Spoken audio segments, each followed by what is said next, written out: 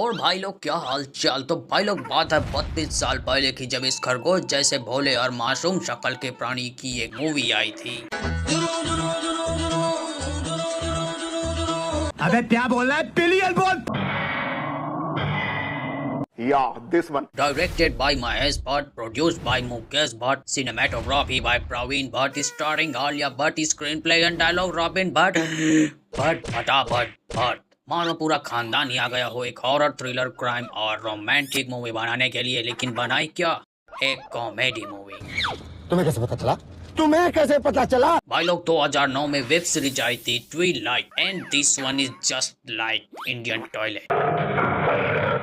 तो भाई लोग बाग की दौड़ के साथ ये मूवी स्टार्ट होती है। तो कहानी की स्टार्ट में देखते हैं जहाँ पे हमारा हीरो चिकना चंपू अपने दोस्त फट्टू फकीर के साथ अंधेरी रातों में सुनसान राहों पर भोजन की तलाश में एक ढाबे पर रुककर 4 बम्बू वाले 3 खजूरों से पूछता है, अरे भाई साहब, यहाँ कुछ खाने को मिलेगा? अरे के भूख लगी है तो रेस्टोरेंट में जाओ।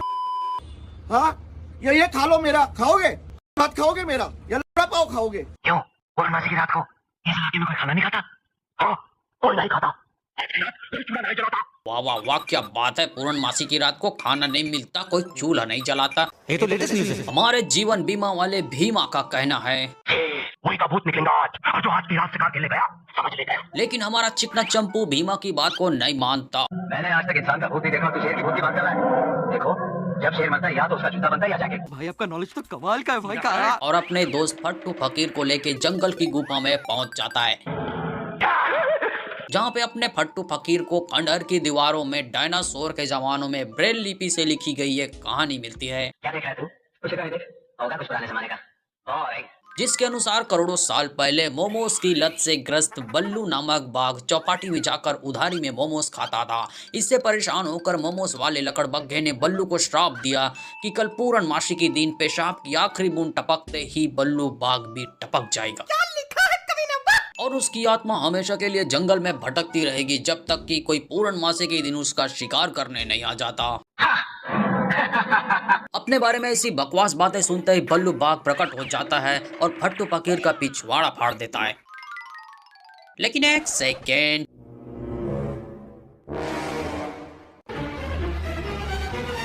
ओ भाई साहब, ये छछूंदर कौन है? ओहो, सूट वाला टाइगर। इसके बाद हमारा बल्लू बाघ चिकने चंपू के चिकने गालों पे एक हाथ घुमा के मोमोज की लाल चटनी लगा देता है।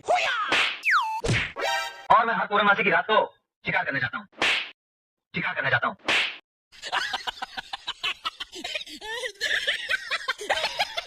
और जब हमारा चिकना चंपू रेंगता हुआ बाहर आता है तो हमारा जीवन बीमा वाला भीमा उसकी ठुकाई करने लगता है,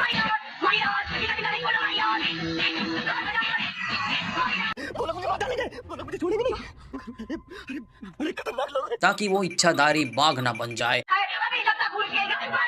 ऐसे घर बुलाकर कोई करता है क्या? लेकिन ये फॉरेस्ट ऑफिसर भाई साहब हमारे चिकने चंपू को बचा लेता है। पागल हो गया है तू?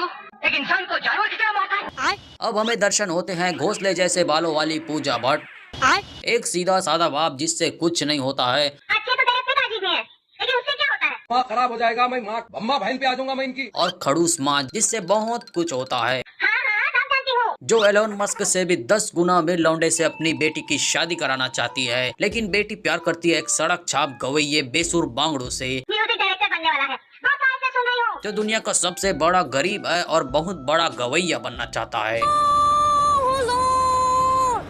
इधर बाघ की एक कंटाप से लकवा ग्रस्त चिकने चंपू को हॉस्पिटल लाया जाता है, जहां डॉक्टर लोग वीडियो गेम खेल खेल के और चिकने चंपू की छाती दबा दबा के उसको यमराज के पास भेज देते हैं।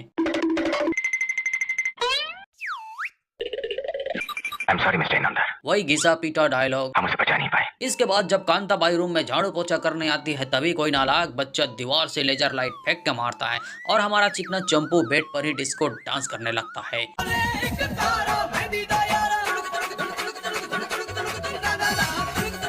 इसका मतलब समझे दया, मतलब बल्लू बाघ की आत्मा चिकने चंपू की बॉडी में सक्सेसफुली इंस्टॉल हो गई है।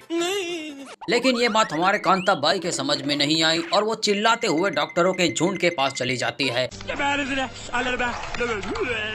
वो भी ऐसी आवाजें निकालते हुए जाती है जिससे अगर आप आंखें बंद करके सुनो तो आप अलग ही दुनिया में चले जाएंगे। क्या हुआ? मजा आया। यहाँ पे बेसुर बांगड़ू के पास खाने को पैसे नहीं है, तू टमाटर लाया? लेकिन गर्लफ्रेंड को गिफ्ट देने के लिए अपने फकीर दोस्त टिबरी टल्ली से पैसे उधार मांगता है। कितने पैसे चाहिए? 200। और गिफ्ट में देता है ये। A few inches later. अब इधर फट्टू फकीर की आत्मा चिकने चंपू से कहता है, मेरी जिंदगी झंड करके तू आराम से सो रहा है तो भाई एक काम कर, मार डाल अपने आप को। नहीं तो जब 4 सौ पे चलेगा तब ठीक 12 बजे तू जानवर बन जाएगा। विकी कबूल है, लेकिन मैं आपका क्या भी करूंगा। मतलब हमारा चिकना चंपू सच में शैतान बनना चाहता है। मुझे शैतान बनकर जीना कबूल है। यहाँ इलाज के दौरान जैसे ही चिकने चंपू के पिछवाड़े में इंजेक्शन घुसाया जाता है, उसे पूजा भट्ट से प्यार हो जाता है। औरत का चक्कर बाबू भैया।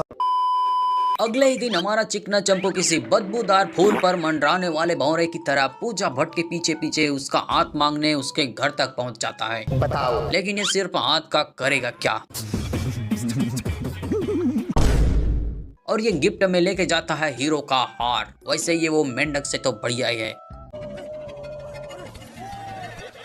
लेकिन पूजा भट्ट इस खरगोश की शक्ल के इंसान से शादी नहीं करना चाहती। मैं शादी नहीं करूंगी। क्यों नहीं करेंगी शादी? मैं किसी और से प्यार करती हूँ। क्योंकि ये प्यार करती बेसुर बांगड़ू से और उसी से शादी करना चाहती है। लेकिन इसकी माँ खड़े खड़े बेचारे बेसुर बांगड़ू को रोस्ट कर देती है। अच्छा, तो वो नामुराद वही है ना जिससे तू प्यार करती है? बेकार निकम्मा नाकामयाब संगीत का तेरा घर क्या बसाएगा?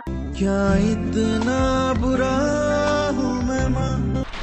अब हमारी पूजा भट्ट बेसुर बांगड़ू के घर पहुंच जाती है और बोलती है, अगर तुम मुझे प्यार करते हो तो मुझे 24 घंटे के अंदर शादी कर लो। लेकिन आपको तो पता है हमारा बेसुर बांगड़ू दुनिया का सबसे बड़ा गरीब है। ए बाबा ए तो बहुत कम टाइम है रे, कम से कम 30 साल का तो टाइम दे रही है। लेकिन इनकी शादी का बोझा उठाता है टिबरी टिल्ली भाई साहब, 24 घंटे के अंदर पैसों का इंतजाम मैं कर लूंगा, फिर तुम दोनों शादी कर लेना। जो मदद करने के बाद अपनी खुशी ऐसे जाहिर करता है। लेकिन इनकी ये गुप्त बातें हमारा चिकना चंपू सुन लेता है और शादी कैंसिल करने के लिए बेसुर बांगड़ू के पिताजी की हवा पानी बंद कर देता है, जिससे इनके पिताजी के प्राण पर खेर उड़ जाते हैं।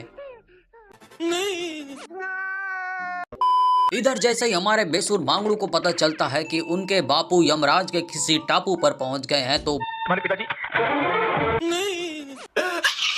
तो बांगड़ू पहली फुर्सत में निकल जाता है पिताजी का अंतिम संस्कार करने के लिए। परंपरा, प्रतिष्ठा, अनुशासन। और यहाँ टिबरी टिल्ली जैसे ही सड़क पार करने की कोशिश करता है, चिकना चंपू सेवलॉन भाई बन के उसे गाड़ी से उड़ा के उसकी टांगे तोड़ देता है। स्वागत तो करो हमारा। सलमान खान। इधर पूजा भट्ट पार्क में सुबह से शाम, शाम से रात तक बेसुर बांगड़ू का इंतजार करती, लेकिन वो आता नहीं। जब पूजा भट्ट घर जाती है तो उनको ताला लगा मिलता है। ये कुतरिया गेला कुठे? और ठेले वाले भैया बताते हैं कि बेसुर बांगड़ू इंडियन आइडल में ऑडिशन देने चला गया है। इस बात से नाराज होकर पूजा भट्ट चिकने चंपू उर्फ बल्लू बाग से शादी करने को तैयार हो जाती है। मैं तो शादी करने को तैयार हूँ। वाह सच्ची मोहब्बत। इधर इंडियन आइडल में रिजेक्ट होने के बाद बेसुर बांगड़ू पूजा भट्ट और चंपू की शादी में गाना गा के अपने दिल का दर्द सुनाता है। छोड़ देलू जब से घुट घुट के जियतानी। बड़ा सुरीला गाते हैं बच्चे। आखिर पूर्णमासी की वो रात आ जाती है जब हमारा चिकना चंपू पूर्णतः बल्लू बाग में ट्रांसफॉर्म होने वाला है। लेकिन उससे पहले उसमें अजीब से लक्षण दिखाई देते हैं, जैसे खांसी, सांस लेने में तकलीफ, बवासीर, बेचैनी, घबराहट। इसलिए वो ताजी हवा खाने टेरिस में चला जाता है। और यहाँ पे कुछ मासूम कबूतर और एक काली बिल्ली को डरा के खुद बल्लू बाग में ट्रांसफॉर्म होने लगता है। थोड़ी जद्दोजहद के बाद चिकने चंपू का शरीर अब खुड़बुड़ा होने लगता है। हाथों से और दांतों से काजू निकलते हैं, हाथों में भटूरे फूलते हैं, एक ही दिन में प्लास्टिक की मूंछें निकल आती है और आखिर में बिना किसी VFX और फ्रेम बाय फ्रेम सीन्स को जोड़कर चिकना चंपू बल्लू बाग बन जाता है। ओए पाजी शेर हूँ शेर।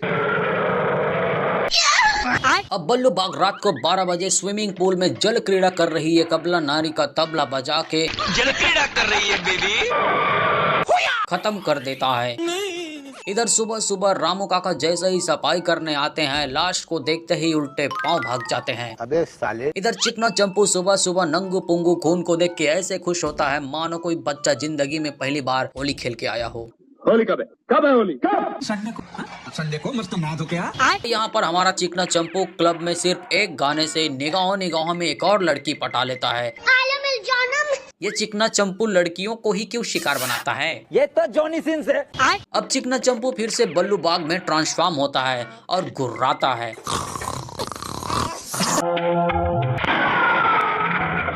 अब यार आप या मैं होते तो गुर्राने की आवाज सुनकर पहली फुर्सत में निकल लेते, लेकिन ये लड़की तो कुछ अलग ही नशा करके आई है। मरोगे आज मरोगे।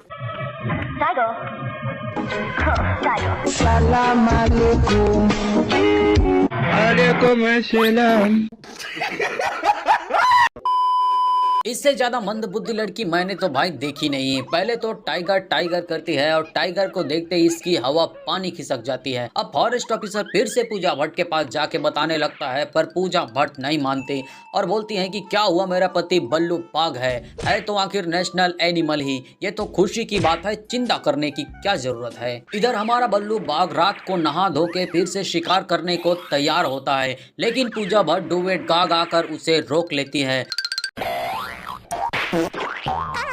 और फिर रात को 12 बजे चिकना चंपू जैसे ही बल्लू बाग में परिवर्तित होने लगता है, पूजा भट्ट कुंडी मत खड़काओ राजा, मैं तो बाहर जाऊं राजा बोल के चिकने चंपू को कमरे में बंद कर देती है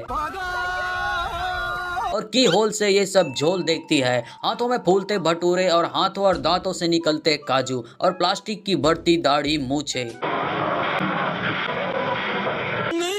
ये सब देख के पूजा भट्ट ऐसे चीखती है मानो मधुमक्खी ने इसके गर्दन पे काट लिया। तभी यहाँ पर बेसुर बांगड़ू, फॉरेस्ट ऑफिसर और जीवन बीमा वाला भीमा भी आ जाता है और भीमा आइडिया देता है कि चारों तरफ आग लगा दो ताकि बल्लू बाग इधर ना आ सके। क्या ही थर्ड क्लास आइडिया है। अबे ये सब करने में इतना टाइम लगाने से अच्छा होता कि पीछे खड़ी गाड़ी में बैठते और पहली फुर्सत में निकल जाते, लेकिन भाई तमाशा नहीं करेंगे तो महेश भट्ट भी नाराज हो जाएगा। कोई शक? अब लगता है फॉरेस्ट ऑफिसर ने मेरी बात सुन ली और गाड़ी स्टार्ट करने जाता है, लेकिन बल्लू बाग उसका हाथ पकड़ के गाड़ी के अंदर खींच के गाड़ी को डांसिंग कार बना के अश्लील हरकतें करने लगता है।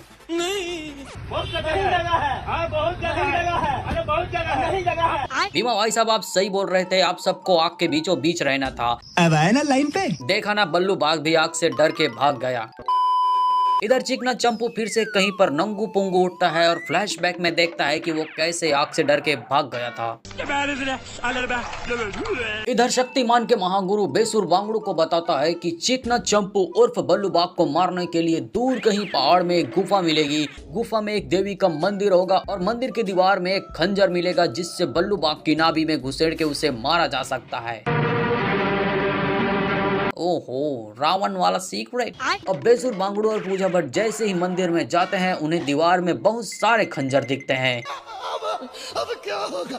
जब चांद निकलेगा और उसकी पहली किरण जिस खंजर पे पड़ेगी वही असली खंजर होगा। ये गड़बड़ है बाबा। अब तो यार आंखों में भी दर्द हो गए हैं ऐसे मंजर से, लेकिन खुशी की बात है कि चांद की किरण पड़ती है खंजर पे। वाह क्या शेर सुना है। आखिरकार बेसुर बांगड़ू को असली खंजर मिल जाता है, लेकिन तभी यहाँ पर चिकना चंपू उर्फ बल्लू बाग दिया जाता है और दोनों के बीच बहुत ज्यादा खतरनाक लड़ाई हो जाती है।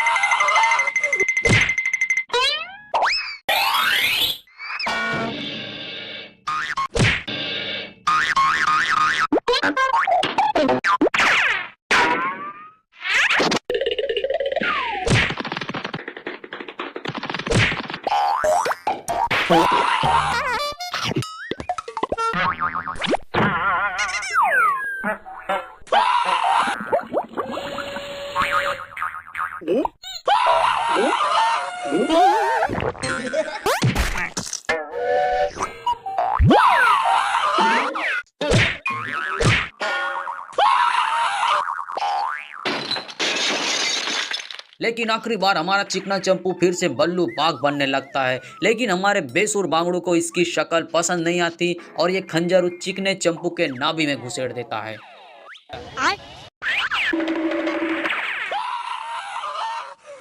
और फाइनली हमारा बल्लू बाघ की आत्मा चिकने चंपू के साथ जलकर खाक हो जाता है। बड़ा ही भोला भाला और मासूम बाघ था। अब क्या हमारे बेसुर बांगड़ू को नेशनल एनिमल को मारने के जुर्म में जेल हो जाएगा? देखेंगे साथ निभाना साथिया के अगले एपिसोड में। तब तक के लिए अपने जंगली जानवरों का ख्याल रखें। धन्यवाद।